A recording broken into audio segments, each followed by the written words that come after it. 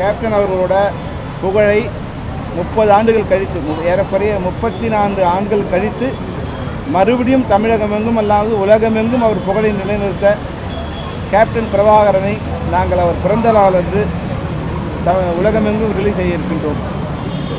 Digital முறையில் நாங்கள் வந்து முதல்ல ஃபிலிமில் அதை ஷூட் பண்ணியிருந்தோம். இப்போ அதை நல்லா டிஜிட்டல் பண்ணி உலகமெங்கும் ரிலீஸ் பண்ண இருக்கோம்.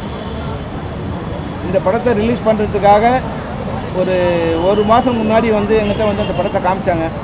நான் நினச்சேன் இந்த படம் 30 வருஷம் ஆகிடுச்சு, நம்ம எடுத்து இந்த படத்தை ரிலீஸ் பண்ணால் எப்படி இருக்குங்கிறது ஒரு சந்தேகத்தோடு நானே ஒரு 10 வருஷம் கழிச்சு அந்த படத்தை திரும்பி பார்க்கும்போது 30 வருஷத்துக்கு முன்னாடி அந்த படம் எடுத்திருந்தா கூட இன்றைக்கி எடுத்த மாதிரியே இருக்குது. உண்மையிலே வந்து விஜயகாந்த் சாரோட நேற்று நான் உட்காந்து பேசின மாதிரியோ, அவரோட அந்த 5 சீக்வன்ஸ் உட்காந்து பேசின மாதிரியும் எல்லா ஷார்ட்ஸுமே வந்து இன்றைக்கி எல்லா வசதிகளும் இருந்து மற்றவங்க எடுக்கிற மாதிரி என்ன வசதிகளும் இருந்து எடுத்தாங்களோ அதே வசதிகளோடு எடுத்தால் 30 வருஷத்துக்கு முன்னாடி அந்த படம் எப்படி இருக்குமோ அந்த அளவுக்கு சிறப்பாக இருக்குது. மிக பிரம்மாண்டமாக அதை வந்து டிஜிட்டல் பண்ணி இன்னைய தரத்துக்கு எந்த விதமான குறையும் இல்லாமல் இந்த படத்தை வந்து கொண்டு வந்திருக்கோம். இப்போ தான் நான் மறுபடியும் வந்து 2 நாளுக்கு முன்னாடி வந்து எல்லாம் முடித்த பிறகு அந்த படத்தை பார்த்தேன்.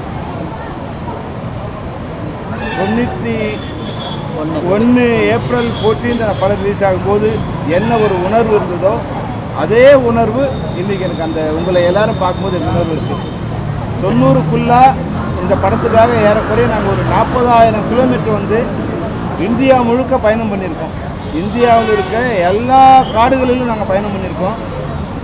விஜயகாந்த் சார் வந்து எங்களுக்கு வந்து என்னென்னா ஒரு ஜூனியர் ஆர்டிஸ்டால் கூட எங்களுக்கு ஒரு ப்ராப்ளம் வந்திருக்கும். ஆனால் வந்து விஜயகாந்த் சாரால் எந்த ப்ராப்ளமும் எனக்கு வந்ததில்லை. அந்த 5 சீக்வன்ஸ் எல்லாமே அவர் ஒரிஜினலாக தான் பண்ணார். எல்லா ஷாட்ஸும் ஒரு 4 தடவை வந்து மிக பிரம்மாண்டமான பெரிய விபத்துகள் கூட ஏற்பட்டது.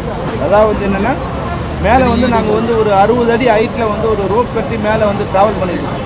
ட்ராவல் பண்ணும்போது அந்த ரோப் அருந்து அவர் வந்து ஒரு கீழே விழுந்தார். கீழே விழும்போது நல்ல வேலையாக ஒரு புதர் மேலே விழுந்தார். பக்கத்துலேயே ஒரு பெரிய பாறை.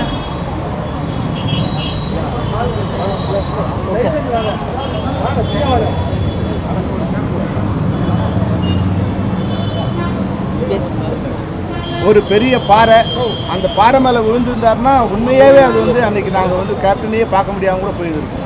ஆனால் கடவுளோட அருளால் வந்து அந்த புதர் மேலே விழுந்தார். விழுந்து அப்படி உடனே எழுந்து நின்றார். உடனே அவருக்கு ஆனால் வந்து பேக் போனில் ஒரு சின்ன ஒரு பெயின் வந்துடுச்சு. மெதுவாக எழுந்து கை மேலே வந்து ஷோல்டர் மேலே கை வச்சுக்கிட்டு செல்லுமணி உடனே அடுத்த ஷாட் எடுத்துரு, ஒரு க்ளோஸ்அப் மாதிரி ஏதாவது அடிப்பேன், எனக்கு அடிபட்டுச்சுன்னா ஸ்டன் மாஸ்டர் வந்து அடுத்த சீக்வன்ஸ் இது மாதிரி பிரமாணம் பண்ண மாட்டார் அப்படின்னு வந்து என் தோளில் கை போட்டு அப்படியே ஒரு 2 நிமிஷம் நின்னார். என்கிட்ட ஏதோ பேசுகிற மாதிரி நடித்தார். உண்மையில் அவருக்கு சொல்ல முடியாத வலி. அப்படியே நின்றுட்டு ஒரு க்ளோஸ்அப் எடுக்க சொன்னார். எடுத்துகிட்டு என்னையே வந்து பிரேக் பண்ண சொன்னார். நான் ஒன்று சாருக்கு சொன்னேன், சார் நீங்கள் வந்து உங்கள் ஷாட் முடிஞ்சிடுச்சு, நீங்கள் போங்க, நாங்கள் வேறு ஷாட்லாம் எடுக்கணும்னு சொல்லிட்டு அவர் வந்து அனுப்பிச்சி வச்சுட்டு வேறு ஷாட்லாம் எடுக்க ஆரம்பித்தோம். மாஸ்டருக்கே வந்து என்ன நடக்குதுன்னு தெரியல. இல்லை சொல்ல முடியும், நம்ம ஷார்ட்ஸ் எடுக்க இன்னும் கொஞ்சம் பேலன்ஸ் இருக்குன்னாரு. நான் சொன்னேன், இல்லை சார் ஆர்டிஸ்ட்லாம் வேறு ஆர்டிஸ்ட் இருக்காங்க, ரம்யா கிருஷ்ணன் அதில் இருக்காங்க, அவங்க ஈவினிங் வந்து கொஞ்சம் வெளியே போகிறாங்க சார், அதனால் அவங்க ஒர்க்கை முதல்ல முடிச்சுக்கோன்னு சொல்லி அப்படியே பேட்ச் பண்ணி அமைச்சேன். அதாவது தனக்கு அடிபட்டால் அந்த விஷயம் வெளியே தெரிஞ்சால் ஸ்டன் மாஸ்டர் அடுத்த ஷாட்டை வந்து இது மாதிரி வந்து ரிஸ்கான ஷாட் எடுக்க மாட்டாருங்கிற ஒரு இதில் வந்து அந்த விஷயத்தையே வெளியே தெரியாமல் வந்து எங்களோட நடித்தார். இது மாதிரி நான் வந்து ஒரு 100 விஷயத்தை நான் சொல்லலாம். எந்த வசதியுமே இல்லாத நேரத்தில் சாலக்குடியில் நாங்கள் வந்து ஏறக்குறைய வந்து ஒரு 300 அடி ஃபால்ஸில் வந்து கயிறு கட்டி விஜயகாந்த் சாரே அதில் மேலே ஏறினார். அது ஃபுல்லாக வழுக்கல் பாராது, 300 அடி ஹைட் இருக்கும். அந்த டிஸ்டன்ஸை வந்து தண்ணியில் ட்ராவல் பண்ணி நாங்கள் மேலே ஏறி முடிஞ்ச உடனே மேலே இருக்கிற டேம் வந்து திறந்துட்டா நாங்கள் எல்லாம் ஓடுறோம். கீழே வந்து க்ரெயினில் ஷாட் எடுத்துக்கிட்டோம். க்ரெயினில் வந்து ஒரு கேமரா இருக்குது.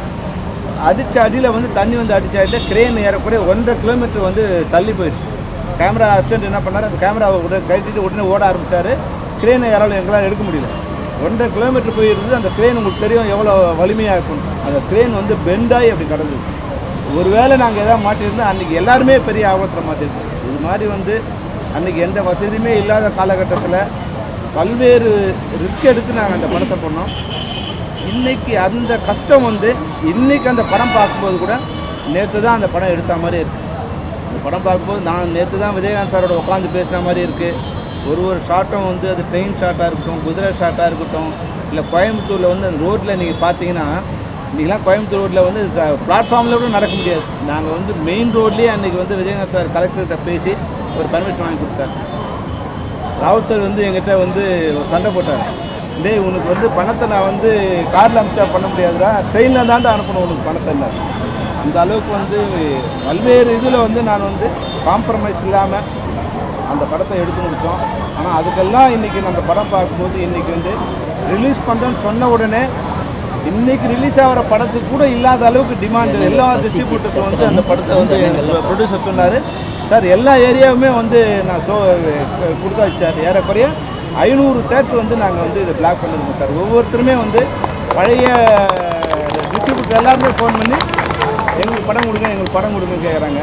அதாவது படத்தை கூவி விற்க வேண்டிய இந்த காலகட்டத்தில் 30 வருஷம் கழிச்சு கூட இந்த படத்துக்கு இவ்வளோ பெரிய டிமாண்ட் இருக்குன்னா அது வந்து விஜயகாந்த் சாரோட உழைப்பும் அவரோட ஆசையும் தான் காரணம்.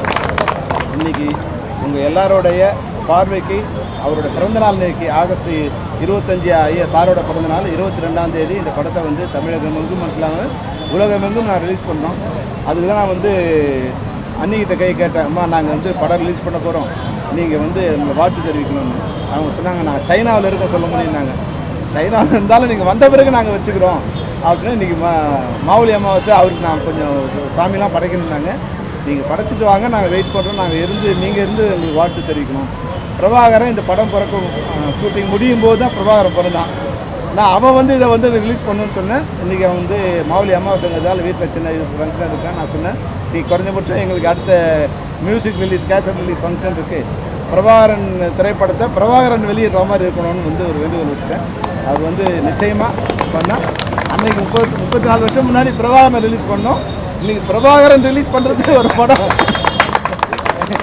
வந்திருக்கு. அது வந்து வகையில் உண்மையாகவே வந்து பிரபாகரன் கூட நான் வந்து படைத்தலைவன் படம் பார்க்கும்போது சொன்னேன், விஜயகாந்த் சார் வந்து எந்த அளவுக்கு ஃபைட் பண்ணுவாரோ அந்த அளவுக்கு வந்து அப்பாவே இறங்கி ஃபைட் பண்ண மாதிரி இருக்குமா இங்கே வந்து கண்மு பாண்டியன் படம் பண்ணும்போது அவ்வளோ பிரமாண்டமாக வந்து இந்த படம் பண்ணியிருக்காங்க. அது மாதிரி பிரபாகரனும் இந்த நல்லா அவங்க ஞாபகம் இருக்குமா இல்லைன்னு தெரியல, நாங்கள் வந்து அவங்க வீட்டுக்கு பின்னாடி வந்து ஸ்டுடியோவில் வந்து ஒர்க் பண்ணிட்டு இருக்கோம். கிளைமேக்ஸ் ஃபைட் எடுத்துக்கிட்டோம். கிளைமேக்ஸ் ஃபைட் எடுக்கும்போது வந்து ஃபைட் நடந்துகிட்ருக்கு. அப்போ சொல்கிறாங்க இது மாதிரி வந்து மேடம் வந்து ஹாஸ்பிட்டலுக்கு கொண்டு போகணும், பிரசவ வலி ஸ்டார்ட் ஆகிடுச்சு அப்படின்னு. இன்னும் விஜயகாந்த் சார் சொல்கிறார் என்ன பண்ணலான்னு. ஏன்னா நாங்கள் அப்போ பொங்கல் ரிலீஸ்க்காக பிளான் பண்ணியிருந்தோம். இல்லை அவங்கள கொண்டு போய் இது சொல்லி நான் வந்துடுறேன். அப்புறம் 3 மணி நேரம் வந்து ஷூட்டிங் நடந்துகிட்டே இருக்குது.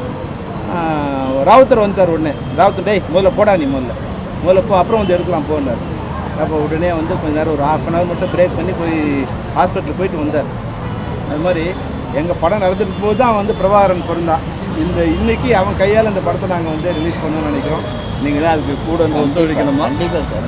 இந்த இதுக்கு வந்து எங்கள் அழைப்பை ஏற்று வந்த நம்ம விக்ரமன், பேரரசு, அரவிந்த்ரா, ஆபவன் சாருக்கு கூப்பிட்டா அவர் வந்து ஈவினிங்காக வரேன்னாரு. இது சின்ன வருக்குன்னாரு. ஏன்னா விஜயகாந்த் சாரால் தான் நாங்கள் எல்லாம் வந்து ஒரு ஏபிசிடி மாதிரி ஆபாவனன், அரவிந்த்ராஜ், ஆபி உதயகுமார், ஆர்கே செல்வமணி அப்படி வந்து லைனாக வந்து எங்களுக்கு வந்து ஒரு காட்ஃபாதர்னால் அது விஜயகாந்த் சார் தான். ஃபிலிம் இன்ஸ்டியூட்டுக்கு வந்து முகவரி கொடுத்த ஒருத்தர், தமிழ்நாட்டுக்கு மட்டும் இல்லை திரைப்பட கல்லூரிக்கு முகவரி கொடுத்தவர் வந்து விஜயகாந்த் சார் தான். அந்த அளவுக்கு எங்களோட நிலையத்தில் என்னைக்கு நிறைந்திருப்பார். இதை வந்து இந்த படத்தை வந்து கார்த்திக் வந்து எங்கிட்ட வந்து ஒரு 3 மாதம் முன்னாடி சொன்னார், இந்த படம் வந்து எப்படி ரிலீஸ் பண்ணலான்னு இருக்கோம் சார், நிச்சயமாக பண்ணுப்பா, ஒரு தடவை நம்ம படத்தை பார்த்துலான்னு. அப்புறம் வந்து படம் பார்க்கும்போது எங்கிட்ட அந்த நெகட்டிவ் வந்து கொஞ்சம் டேமேஜ் ஆகிருந்தது. ஆனால் கார்த்திக் வந்து அதை வந்து எந்த வித இதுவும் இல்லாமல் எவ்வளோ செலவாலும் பரவாயில்லன்னு ஒரு ஃப்ரேமாக டிஜிட்டலில் வந்து ஒர்க் அவுட் பண்ணி அதை வந்து டிஐ பண்ணி இன்றைக்கி அந்த படம் வந்து டிஜிட்டலில் ஷூட் பண்ணால் எந்த அளவுக்கு குவாலிஃபையாக இருக்குமோ அந்த அளவுக்கு குவாலிட்டியாக கொடுத்துருக்காரு கார்த்திக். உங்களுக்கு என்னுடைய நன்றி. இப்ராஹிம் ராவத்துக்கு அப்புறம் நீங்கள் ஒரு கலைஞனாக வந்து ப்ரொடியூசர் வந்து கலைஞனாக இருக்குது ரொம்ப கஷ்டம். அதில் ராவுத்தர் வந்து ஒரு ஃப்ரேமுக்கும் என் கூட சண்டை போட்டுருப்பார், சில நேரமே என்னை பாராட்டியிருப்பார். பல்வேறு கருத்து மோதல்லாம் கூட இருந்தால் கூட படம் பார்க்கும்போது வந்து என்னை வந்து அவர் தழுவிக்கிட்டார். பதவி விட்டு சொன்னார், செல்வமணி நீ என்னை ஒரு பெரிய ப்ரொடியூசர் ஆகிக்கிட்ட, இந்த படத்தை அருவாலை வச்சு எவனாவது வந்து வெட்டுவேன், நீ உள்ளே போகக்கூடாதுன்னா கூட அதை வெட்டினாலும் பரவாயில்ல நான் உள்ளே வருவேன்னு சொல்லுவான். அப்போ அந்தளவுக்கு இந்த படம் பிரம்மாண்டமாக இருக்குது. தமிழ் சினிமாவோட இது பிரம்மாண்டமான படம். இன்னும் ஒரு 100 வருஷத்துக்கு இந்த படத்தை யாரும் பீட் பண்ண முடியாது நான் சொன்னார். அது கொஞ்சம் சந்தோஷத்தில் சொல்கிறான்னு நினச்சேன். ஆனால் 30 வருஷம் கழிச்சு கூட இந்த படத்துக்கு ஈக்குவலான ஒரு படம் வரலைங்கிறது நான் வந்து ஒரு அதிக பெருமையில் சொல்லலை. உண்மையாகவே இந்த படத்தை பார்க்கும்போது எவ்வளோ ஒரு ஃப்ரேமுக்கும் நாங்கள் எவ்வளோ கஷ்டப்பட்டோம் நான் சொல்ல முடியாது. இதில் ஒர்க் பண்ண ராஜராஜன் கேமராமேனாக இருக்கட்டும், ஆர்ட் டைரக்டர் ஜேகேவாக இருக்கட்டும், இல்லை ஒர்க் பண்ண அசிஸ்டன்ட் டைரக்டராக இருக்கட்டும், விஜயகாந்த் சாராக இருக்கட்டும், ரம்யா கிருஷ்ணனாக இருக்கட்டும், சரத்குமாராக இருக்கட்டும், மன்சூர் அதிகாரிலாம் எங்களை வந்து 100 நாள் எங்களோடவே வந்து இருந்தார். அன்றைக்கி நாங்கள் அறிமுகப்படுத்துகிற போது இருந்து ஒரு 100 நாள் எங்களோடவே இருந்தார். அந்த அளவுக்கு இன்றைக்கும் 35 வருஷம் ஆயிரக்குறை ஆக போகுது. இன்றைக்கும் அதில் நடித்த எல்லாருமே, ரம்யா கிருஷ்ணன்லேருந்து, சரத்குமார்லேருந்து, மன்சூர் அலிகான்லேருந்து, ஆர்கே சுல்லமணிலேருந்து எல்லாருமே நாங்கள் ஒரு பிரபல்யமாக இருக்கோம். எங்கள் எல்லாருக்குமே இது வந்து ஒரு பிரபல்யத்தை கொண்டு வரது கேப்டன் சொல்வான் படமாக இருந்தது. அந்த படத்தை மறுபடியும் உங்களோட பார்வையை கொண்டு வரோம். உங்களுடைய எல்லாருடைய வாழ்த்துக்களும் எங்களுக்கு தேவைப்படுது. நன்றி வணக்கம்.